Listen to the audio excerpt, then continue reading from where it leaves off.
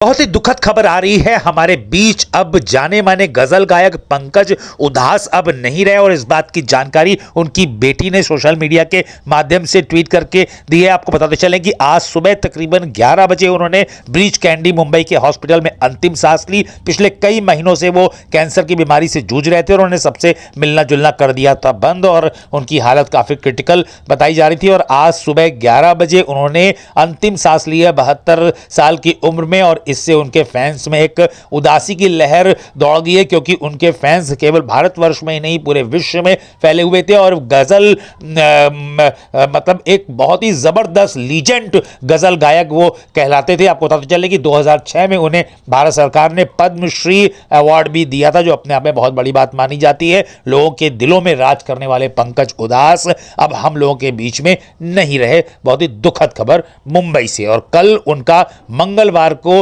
दाह संस्कार किया जाएगा। बड़ी खबर। गजल गायकी की दुनिया में एक अलग चमक बिखेर चुके पंकज उधास का जन्म 17 मई 1951 को गुजरात के जेतपुर में हुआ था। तलत अजीज और जगदीश सिंह जैसे मशहूर गायकों के साथ मिलकर पंकज ने संगीत की इस विधा गजल को एक नया आयाम दिया है। हिंदी सिनेमा में पंकज उधास की गजलें किसी जादू से कम नहीं रही हैं। बेचैनी या तनाव में पंकज के सदाबहार नगमे हमेशा ही दिल को सुकून देते रहे हैं। अब हम आपको बताते हैं पंकज उधास के बारे में कुछ ऐसी रोचक जानकारियां जिनके विषय में लोगों को कम ही मालूम होगा। पंकज उधास को मिलने वाला पहला इनाम 51 रुपए का था। दरअसल पंकज के बड़े भाई मनहर मशहूर पार्श्व गायक बन चुके थे। इन्हीं की वजह से पंकज की संगीत में रुचि बढ़ी। भारत चीन के युद्ध के समय पंकज के बड़े भाई मनहर उधास का एक स्टेज शो चल रहा था। इस दौरान पंकज ने रंगमंच पर ऐ मेरे वतन के लोगों गाया। इस गाने पर खुश होकर एक दर्शक ने पंकज को 51 रुपए का इनाम दिया।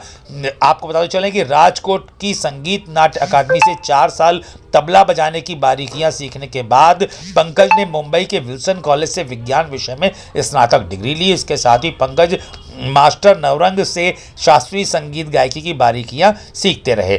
जमींदार घराने से ताल्लुक रखने वाले पंकज उधास के परिवार का शुरू में संगीत की दुनिया से कोई लेना देना ही नहीं था। हाँ, कभी कभार उनकी मां शादी विवाह में गाना गाया करती थी। कॉलेज में स्नातक डिग्री लेने के बाद पंकज एक बार काम करने लग गए और इसके बाद वह समय निकालकर संगीत गायकी का अभ्यास भी करते रहे। मजे की बात यह है कि पंकज के दोनों भाई निर्मल और मनहर भी संगीत की दुनिया से जुड़े। मनहर एक जाने माने पार्श्व गायक रहे और निर्मल भी एक प्रसिद्ध गजल गायक रहे। आपको ये भी बताते चले कि हिंदी सिनेमा में पंकज को पहला मौका सन 1972 में आई फिल्म कामना से मिला। और इस बारे में पंकज बताते हैं कामना में काम कर रहे सभी कलाकार नए थे, तो फिल्म निर्देशक को एक नई आवाज की तलाश थी। इस फिल्म की संगीतकार उषा खन्ना के सुझाव पर पंकज को इस फिल्म में गाने का मौका दिया गया। यह फिल्म तो फ्लॉप रही, लेकिन पंकज से गाने की काफी प्रशंसा रही है। फिल्म कामना के फ्लॉप होने के बाद पंकज ने कई जगह प्रयास किया, लेकिन उन्हें सफलता नहीं मिली। इसके बाद उन्होंने गजल गायकी में रुचि ली और इसके लिए उन्होंने उर्दू भी सीखी। हिंदी सिनेमा में सफलता न मिलने के बाद पंकज कनाडा चले गए।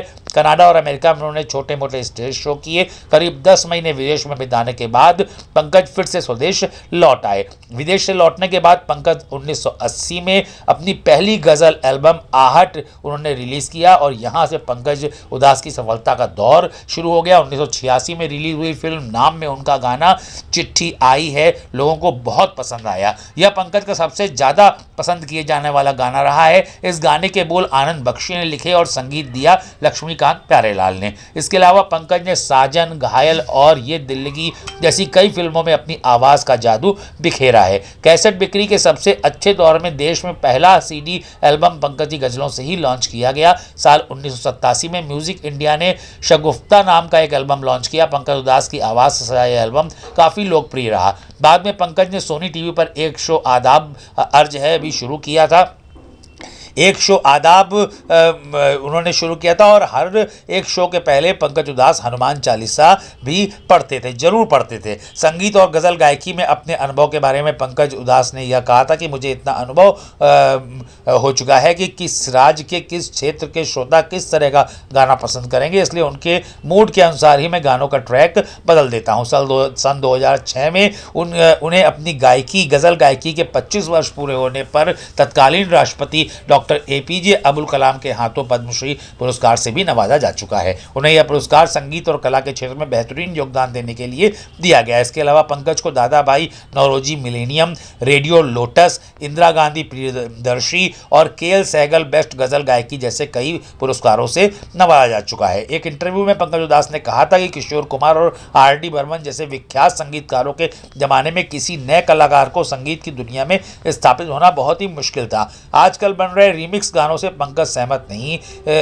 थे और उन्होंने यह भी कहा कि पहले किशोर कुमार, आर.डी. बर्मन जैसे बेहतरीन संगीतकार और गायक होते थे जो अपनी रचनाओं में दिल और आत्मा दोनों निकाल कर रख देते थे। और उन्होंने यह भी कहा था कि आजकल लोग इन्हीं रचनाओं में थोड़ा और बीट मिलाकर दूसरे गाने बना देते हैं, ऐसे में ये कोई नई रचना नहीं हो सकती है। इस प्रकार से तमाम रोचक किस्से पंकज उधास के हैं जो उनके फैंस के दिलों में छाए हुए हैं। हालांकि उनकी गज़लें आज भी अगर एकांत में आप सुनेंगे तो आपके दिल को एक बड़ा सुकून देंगी और बहुत ही तसल्ली में आपका सारा का सारा तनाव समाप्त हो जाएगा। पंकज उधास की गज़लें अपने तनाव को समाप्त करने के लिए बहुत ही खास मानी जाती रही हैं और आज भी मानी जाती हैं। भारतवर्ष में नहीं, विदेशों में भी इनके करोड़ों करोड़ों फैंस हैं और उनकी मृत्यु की दुखद खबर आते ही ट्वीट के माध्यम से सोशल मीडिया में लोगों के अंदर दौड़ गई है एक दुख की लहर। बड़ी खबर।